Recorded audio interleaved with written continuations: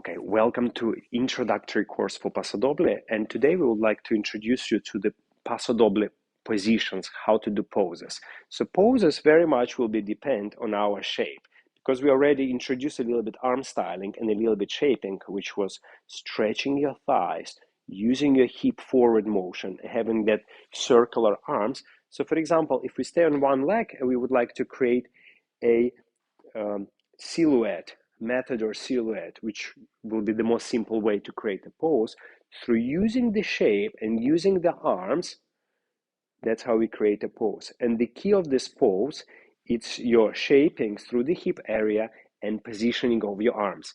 Arms will be second thing, because if you create a very strong shape in your body, arms, even by being relaxed, hanging, will already create a good position. But of course, we'd like to use these two elements, arms and shape. Now, for example, if from this position on two straight legs, we would like to do a sitting position, there is no difference. We would like to drive out, we create this position through correct Paso Doble posture, which is driving your hips forward, stretching your thighs, and using your arms.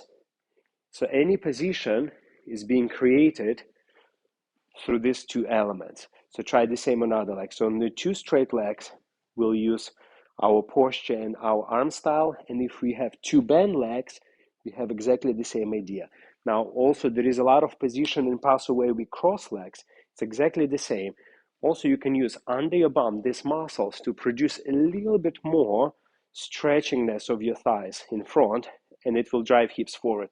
And also, you can position your arm in a very appropriate way for the Paso Doble, which is a lot of circular shape. So everything in a way in Paso Doble, any step is a pose, is a position.